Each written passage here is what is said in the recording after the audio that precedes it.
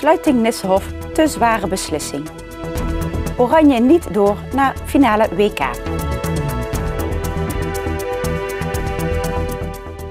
Het is vandaag 10 juli. Dit is het Pelemaasjournaal. De gemeente Venray had kinderdagverblijf de Nissenhof niet mogen sluiten. Dat vindt onafhankelijke commissie die het bezwaar behandelen van eigenaresse Anita Achte-Peters. Volgens de commissie had de Nissenhof open kunnen blijven en had er overleg met de eigenares moeten plaatsvinden over de voortgang. Sluiting is een te zwaar middel geweest. In februari sloot de gemeente de Nissenhof omdat de eigenares te hard zou optreden tegen de kinderen. Een rapport van de GGD bevestigt dat. Door de sluiting ging het kinderdagverblijf failliet. Anita Achte-Peters heeft de beschuldigingen altijd tegengesproken en wil rehabilitatie. De gemeente Venray neemt het besluit van de bezwarencommissie niet over. Zij houden vol dat het kinderdagverblijf terecht is gesloten. Vanmorgen zijn vele voetbalfans wakker geworden met een kater. Nederland werd uitgeschakeld op het wereldkampioenschap voetbal. We begonnen de avond vol met vertrouwen. Zo ook in Wansum, waar in beide cafés de wedstrijd werd gevolgd op diverse schermen. Het was de avond dat we weer een vlekje op het voetbalblazoen konden wegpoetsen. De verloren finale in 1978.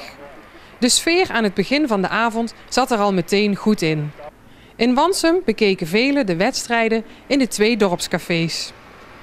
Het geeft natuurlijk een ontzettende gezelligheid als iedereen hier is. En het geeft een beetje een gevoel van samen zijn. Hechtenis in het dorp natuurlijk. Ja, vooral de gezelligheid staat bovenaan. Ja, de sfeer is hier altijd goed. Mensen hebben echt zin om voor het voetbal te komen kijken. Ze hebben een goede zin. Het is hier altijd lekker potje bier, lekker hapjes erbij. We hebben een WK-pool gemaakt en de WK-knaller natuurlijk. De pilsje 1,50. Trekt toch mensen. En zenden jullie de andere wedstrijden hier ook uit? Ja, we hebben tot nu toe bijna alle wedstrijden uitgezonden. Sowieso vanaf de 8e finales, alle wedstrijden. En in de groepsfase ook bijna alles.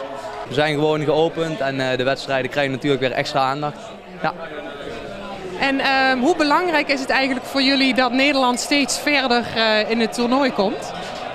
Ja, het geeft natuurlijk wel wat extra's, maar het is vooral leuk dat de wedstrijden en dat Nederland zo goed doet. Ik bedoel, ik zelf vind het ook heel erg leuk en de sfeer is natuurlijk enorm daardoor. Ja, iedere wedstrijd is een avond meer volk, dus meer omzet. Dus ja, voor heel de horeca in heel Nederland is het alleen maar goed. We kijken vooruit op de wedstrijd met de voetbalkenners. Wat wordt de uitslag vanavond? Ik denk 3-1 voor Nederland. En we gaan scoren met Robben, Van Persie en Huntelaar. Robben en misschien de tweede ook Robben. En als Depay erin komt, Depay. Ik heb net gepoeld, 1-0 in de ruststand en 2-1 gewonnen. En wie gaan er scoren van Nederland? Zullen we zeggen?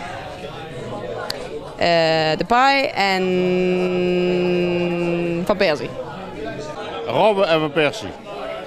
Robben, Van Persie en Sneijder. Robben, Van Persie en Van Persie. En Nigel de Jong, want Nigel de Jong is just be fit. De eindstand wordt 2-0 voor Nederland. En wie gaan er scoren? Robben en Sneijder. En u bent net zelf in Brazilië geweest? Ja, gelukkig wel. Het was een hele ervaring. En met een goede afloop natuurlijk. En het was heel leuk. Ja. Want hoe is de sfeer daar in de stad? Ja, we zijn in de stad geweest met, voor de mars van de Oranje supporters naar het stadion toe.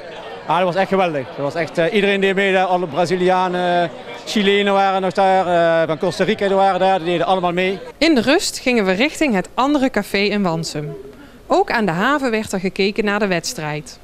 Natuurlijk werd er ook flink nagepraat over de eerste helft en hoe het verder zou gaan in de tweede helft.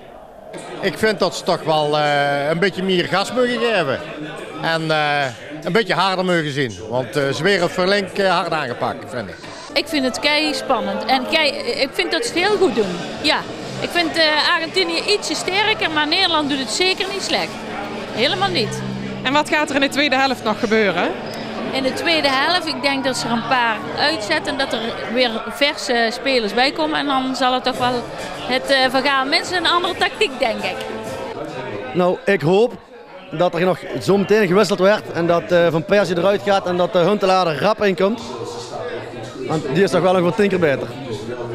Aanvallen. En dat is de beste medicijn.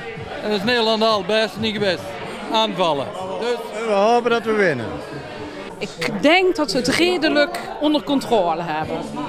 Ja, ze kunnen niet veel, alles wat dichtgehaald. Dus ja, ze doen wat ze moeten doen. En hoe vindt u het? Ja, nou voor mij mag het wel iets spannender. Ik vind het nog erg afwachtend en mag wel wat meer aanvallen in zitten. Dus in de tweede helft? Nou, proberen toch zeker te scoren. Ja, laat die Robben maar eens rennen, dan komt er wel een goal. Ja. Hoe mooi had het kunnen zijn? De finale tegen Duitsland. De kans op de wraak van 74. Maar dat zit er niet in. Dan zaterdag maar tegen Brazilië.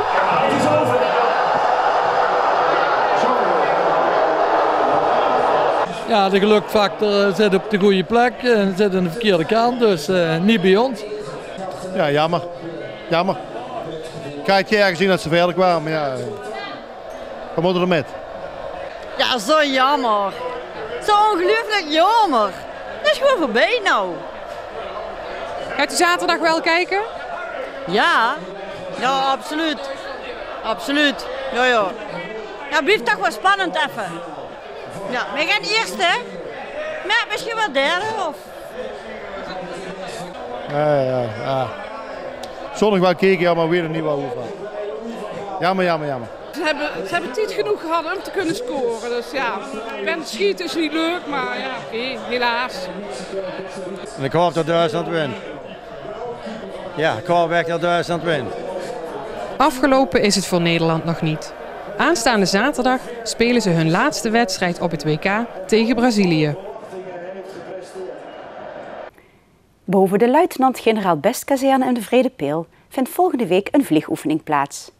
De vliegtijden zijn dinsdag 15 juli tot en met donderdag 17 juli telkens tussen 9 uur 's ochtends en 5 uur 's middags. Op vrijdag is dat van 9 uur 's ochtends tot 1 uur 's middags. De oefening heeft als doel het opleiden van zogenoemde forward air controllers. Dit zijn militairen die vanaf de grond per radio aanwijzingen geven aan vliegers van jachtvliegtuigen over de exacte locatie van de aan te vallen doelen. De cursisten leren met de oefening samenwerken met vliegtuigen van verschillende NAVO-bondgenoten. Tot zover het Pelemaasjournaal. Tips kunt u mailen naar de redactie. Deze uitzending wordt herhaald tot en met vrijdag 6 uur 's avonds. Om 7 uur is er dan weer een nieuw journaal. Weer of geen weer, bij ons is het altijd vakantieweer. Aankomende nacht verloopt droog en helder. Het wordt niet kouder dan 15 graden. Morgen overdag is er wat laaghangende bewolking. Na het oplossen hiervan komen er flinke zonnige perioden. Het wordt 's middags warm met een temperatuur van 27 graden.